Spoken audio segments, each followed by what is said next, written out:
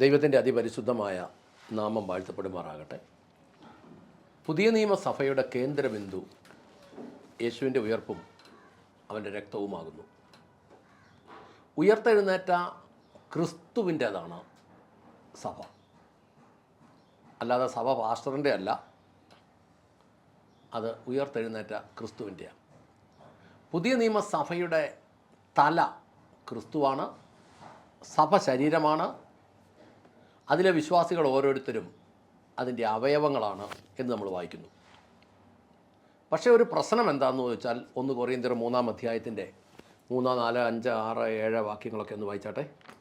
നിങ്ങളുടെ ഇടയിൽ ഈർഷ്യയും പിണക്കവും ഇരിക്കെ നിങ്ങൾ ജഡികന്മാരും ശേഷം മനുഷ്യരെ പോലെ നടക്കുന്നവരുമല്ലയോ? ഒരുത്തൻ ഞാൻ പൗലോസിൻ്റെ പക്ഷക്കാരനെന്നും മറ്റൊരുത്തൻ ഞാൻ അപ്പല്ലോസിൻ്റെ പക്ഷക്കാരനെന്നും പറയുമ്പോൾ നിങ്ങൾ സാധാരണ മനുഷ്യരല്ലയോ? അപ്പല്ലോസ് ആർ, പൗലോസ് ആർ, തങ്ങൾക്ക് കർത്താവ് നൽകിയതുപോലെ നിങ്ങൾ വിശ്വസിപ്പാൻ കാരണമായി തീർന്ന ശുശ്രൂഷക്കാരത്രേ. ഞാൻ നട്ടു, അപ്പല്ലോസ് നനച്ചു, ദൈവമത്രേ വളരുമാറാക്കിയത്.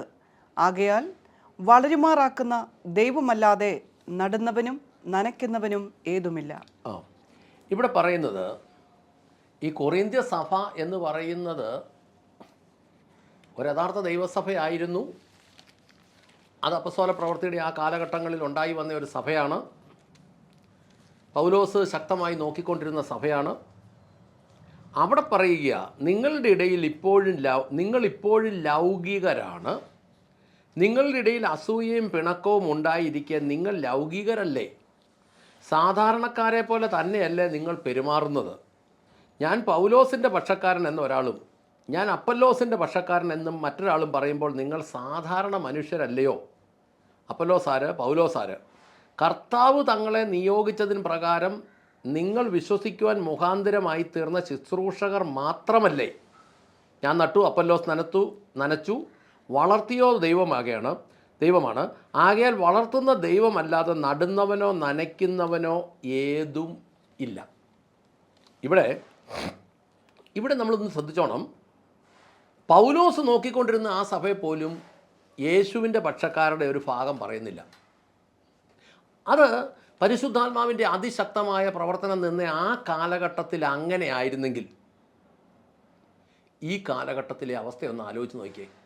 അന്ന് അവിടെ എഴുതിയേക്കുന്ന 7-ാമത്തെ വാക്യത്തിൽ പറയുന്നത് വളർത്തുന്ന ദൈവമല്ലാതെ നടുന്നവനോ നനയ്ക്കുന്നവനോ ഏതുമില്ലെന്ന് എഴുതിയേക്കുന്നത്. എന്നാൽ നമ്മൾ ഇന്ന് കേൾക്കുന്നത് മുഴുവൻ ഞാൻ ചെയ്ത കാര്യങ്ങളല്ലേ. ഞാൻ ചെയ്തു, ഞാൻ പ്രാർത്ഥിച്ചു. ഇത് പറയുന്ന മുഴുവൻ അങ്ങനെയല്ലേ? തല ക്രിസ്തുവായിരുന്നിടത്ത് നിന്ന് തല പ്രസംഗകരായി മാറി. പല സഭകളും അറിയുന്ന ആ പ്രസംഗകരുടെ പേരിലല്ലേ. പ്രസംഗകരുടെ പേരിൽ അറിയുന്ന അവസ്ഥയിലേക്ക് വന്നപ്പോൾ സകലതും തകിടം മറിഞ്ഞു എന്നുള്ള അസത്യം. എഫേസ്യ ലേഖനം 1:23 വാക്യം ഒന്ന് വായിച്ചേ.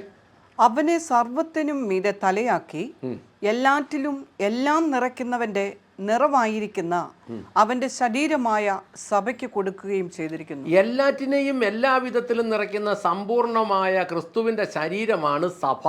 ഇത് ശരിക്കും പറഞ്ഞാൽ ഇത് സഭ എല്ലാം ക്രിസ്തുവുമായി ബന്ധപ്പെട്ട 5:23 അത് തന്നെയാണ് പറയുന്നത്. 5:23 ക്രിസ്തു ശരീരത്തിന്റെ രക്ഷിതാവായി സഭയ്ക്ക് തലയാകുന്നത് പോലെ. മതി, അവിടം വരെ മതി. അതിൻ്റെ ബാക്കി ഭാഗം നമുക്കറിയാം. ക്രിസ്തു സഭയ്ക്ക് രക്ഷിതാവായി സഭയുടെ തലയായിരിക്കുന്നത് പോലെ. അങ്ങനെയാണെങ്കിൽ സ്വാഭാവികമായിട്ടും തലയല്ലേ പറയേണ്ടത്. പക്ഷേ എന്തുകൊണ്ട് പ്രസംഗകരെ പറയുന്നു? ഈ മോശ മുഖാന്തരം കൊണ്ടുവന്ന സഭയിൽ ദൈവം ഇറങ്ങി വസിക്കുന്നില്ല. എന്നാൽ പുതിയ നിയമ സഭയുടെ മൂലക്കല്ല്, അടിസ്ഥാനം യേശുവാണ്. അർത്ഥം വചനമാണ്. യേശുവാണ് എന്ന് പറഞ്ഞാൽ അതിൻ്റെ അർത്ഥം വചനമാണ്. വചനത്തിൻ്റെ അടിസ്ഥാനത്തിലെ പുതിയ നിയമസഭയുടെ പണികൾ പൂർത്തീകരിക്കാൻ സാധിക്കൂ. അല്ലെങ്കിൽ എന്ത് സംഭവിക്കുമെന്ന് ചോദിച്ചാൽ ഈ ബാബേൽ ഗോപുരം കെട്ടിപ്പൊക്കി പോലിരിക്കും. ഒരുവൻ പറയുന്നത് മറ്റവന് മനസ്സിലാകുകയില്ല, മറ്റവൻ പറയുന്നത് ഇവന് മനസ്സിലാകുകയില്ല. ഈ കോട്ടപണി തുടങ്ങിയിടത്ത് തന്നെ അതിൻ്റെ ഒത്തിരി പൊങ്ങുന്നതിന് ഇപ്പുറം ഇട്ടിട്ട് പോകേണ്ടി വന്നു. ഒരു പ്രസംഗം ഒരിക്കലല്ല പലപ്പോഴും പറയുന്നത് ഞാൻ നേരിട്ട് കേട്ടിട്ടുണ്ട്. ഞാൻ പലതും പണിതുകൊണ്ട് വരും, ചീട്ട് കൊട്ടാരം പോലെ തകർന്നു വീഴും. എന്നതാ പറയുന്നത്?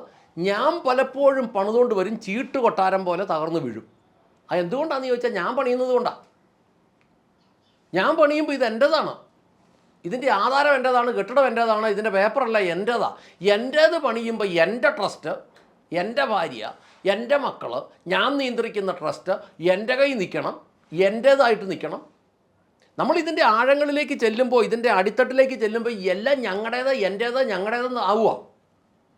അങ്ങനെ വരുമ്പോൾ ഇത് ചീട്ടുകൊട്ടാരം പോലെ പൊളിഞ്ഞു വീഴും, ചീട്ടുകൊട്ടാരം പോലെ പൊളിഞ്ഞു വീഴും. ഗലാത്യരുടെ 3-ാമത്തെ അധ്യായത്തിൽ നമ്മൾ വായിക്കുന്ന ഹേ ബുദ്ധികെട്ട ഗലാത്യരെ എന്നാണ് വിളിക്കുന്നത്.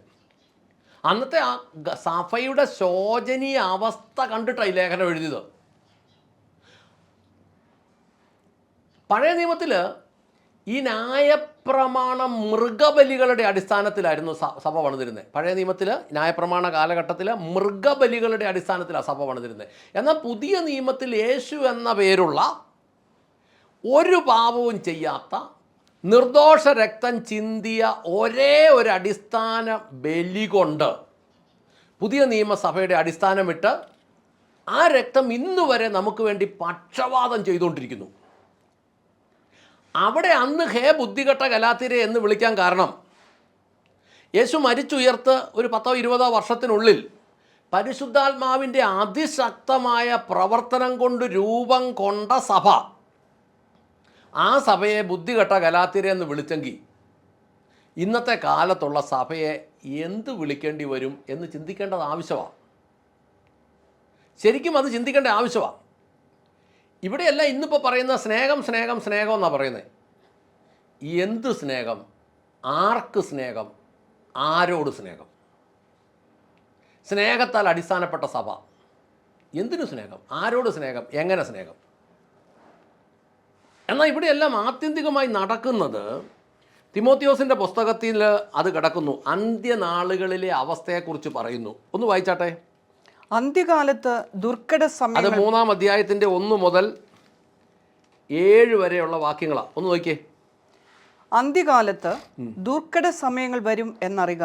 ഈ കാലഘട്ടം ഇങ്ങനെയാണ്, ദുർഘട സമയം. ഇത് അന്ത്യകാലത്തിൻ്റെ തന്നെ അവസാന സമയമാണ്. ദുർഘട സമയം അറിഞ്ഞുകൊള്ളുക. മനുഷ്യർ സ്വസ്നേഹികളും ദ്രവ്യാഗ്രഹികളും വമ്പ് പറയുന്നവരും അഹങ്കാരികളും ദൂഷകന്മാരും അമ്മയപ്പന്മാരെ അനുസരിക്കാത്തവരും നന്ദി കെട്ടവരും അശുദ്ധരും വാത്സല്യമില്ലാത്തവരും ഇണങ്ങാത്തവരും ഏഷണിക്കാരും അജിതേന്ദ്രിയന്മാരും ഉഗ്രന്മാരും സൽഗുണദ്വേഷികളും ദ്രോഹികളും ധാർഷ്ട്യക്കാരും നിഗളികളുമായി ദൈവപ്രിയമില്ലാതെ ഭോഗപ്രിയരായി ഭക്തിയുടെ വേഷം ധരിച്ച് അതിൻ്റെ ശക്തി ത്യജിക്കുന്നവരുമായിരിക്കും. അങ്ങനെയുള്ളവരെ വിട്ടൊഴിയുക. വീടുകളിൽ നൂണുകടക്കുകയും പാപങ്ങളെ ചുമന്നുകൊണ്ട് നാനാമോഹങ്ങൾക്കും അധീനരായി എപ്പോഴും പഠിച്ചിട്ടും ഒരിക്കലും സത്യത്തിൻ്റെ പരിജ്ഞാനം പ്രാപിപ്പാൻ കഴിയാത്ത പെണ്ണുങ്ങളെ സ്വാധീനമാക്കുകയും ചെയ്യുന്നവർ ഈ കൂട്ടത്തിൽ ഉള്ളവർ ആകുന്നു. അത് ഞാൻ NIV ബൈബിളിൽ നിന്നൊന്ന് വായിച്ച് കേൾപ്പിക്കാം. അതിനകത്ത് എഴുതിയേക്കുന്ന അന്ത്യകാലത്ത് ദുർഘട സമയങ്ങൾ ഉണ്ടാകും എന്നറിഞ്ഞുകൊള്ളുക. മനുഷ്യൻ സ്വാർത്ഥപ്രിയരും ദ്രവ്യാഗ്രഹികളും വമ്പ് പറയുന്നവരും അഹങ്കാരികളും ദൂഷകരും മാതാപിതാക്കളെ അനുസരിക്കാത്തവരും നന്ദി കെട്ടവരും അശുദ്ധരും മനുഷ്യപ്രിയമില്ലാത്തവരും വഴങ്ങാത്തവരും ഏഷണിക്കാരും ആത്മനിയന്ത്രണമില്ലാത്തവരും ക്രൂരരും ദ്വേഷികളും ആയിത്തീരും. അവർ ചതിക്കുന്നവരും സാഹസികരും ഗർവിഷ്ഠരും ദൈവത്തെ സ്നേഹിക്കാത്ത ഭോഗപ്രിയരും ഭക്തിയുടെ ബാഹ്യവേഷം ധരിച്ച് അതിൻ്റെ ശക്തി ത്യജിക്കുന്നവരുമായിരിക്കും. അവരെ വിട്ടകന്നുകൊള്ളുക.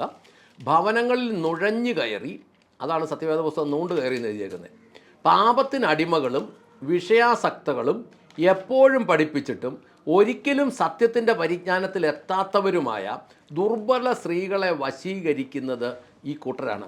ഈ ശുശ്രൂഷകരെക്കുറിച്ചും വിശ്വാസികളെക്കുറിച്ചും അവരുടെ സ്റ്റാൻഡേർഡിനെക്കുറിച്ചുമൊക്കെ പൗലോസ് തിമോത്തിയോസിന് എഴുതിയ ലേഖനത്തിൽ അന്ന് തന്നെ ഇതെഴുതി വച്ചിരുന്നു.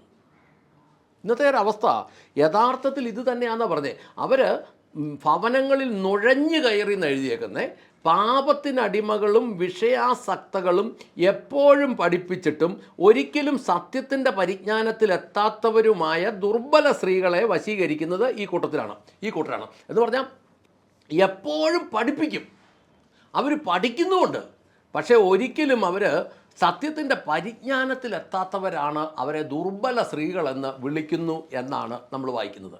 എന്ന് പറഞ്ഞാൽ ഇവർക്കിതെല്ലാം കാര്യങ്ങളൊക്കെ അറിയാം, പക്ഷേ ഇതിൻ്റെ പ്രായോഗിക തലങ്ങളൊന്നും അറിയത്തില്ല.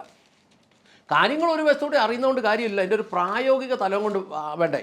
ഇതിപ്പോൾ ശരിക്കും പറഞ്ഞാൽ എന്നാന്ന് ചോദിച്ചാൽ, ഞാൻ ഈ അടുത്ത കാലത്ത് പല വിശ്വാസികളുടെ ഭവനങ്ങളും ശ്രദ്ധിക്കുമ്പോൾ എനിക്ക് മനസ്സിലായ ഒരു കാര്യം, 90% വീടുകളിലും ഭർത്താക്കന്മാർ ഭാര്യമാരുടെ അലമ്പ് പേടിച്ച് അഡ്ജസ്റ്റ് ചെയ്യുക.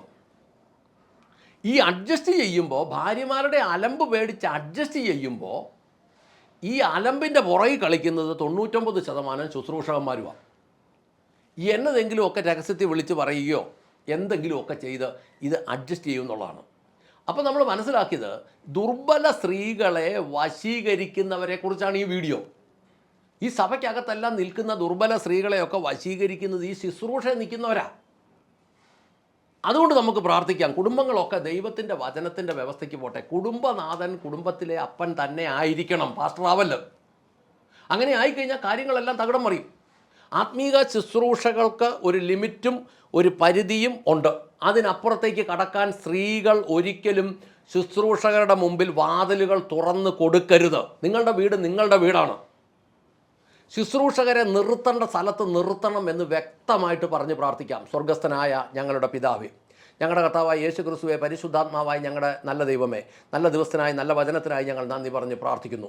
എൻ്റെ കർത്താവേ, വിശ്വാസികൾ പരിധി നിശ്ചയിച്ച് ആ പരിധിക്കകത്ത് ശുശ്രൂഷകരെ നിർത്തേണ്ടതിൻ്റെ ആവശ്യകത, കുടുംബങ്ങളുടെ ഭദ്രതയ്ക്ക് അത് ഈ ദിവസങ്ങളിൽ നടക്കണമേ എന്ന് പ്രാർത്ഥിക്കുന്നു. കർത്താവെ, അനാവശ്യമായ ഇടപെടലുകൾ, അനാവശ്യമായ നിയന്ത്രണങ്ങൾ, അനാവശ്യമായ ചോദ്യങ്ങൾ, കർത്താവെ, അതിൽ നിന്നെല്ലാം വിടുവിക്കുവാൻ ഒരു ജ്ഞാനം ദൈവത്താൽ ലഭിക്കണമേ, കുടുംബങ്ങളെ അനുഗ്രഹിക്കണമേ എന്ന് പ്രാർത്ഥിക്കുന്നു. അങ്ങ് പ്രാർത്ഥന കേട്ട് അനുഗ്രഹിച്ച കൃപയ്ക്ക് നന്ദി.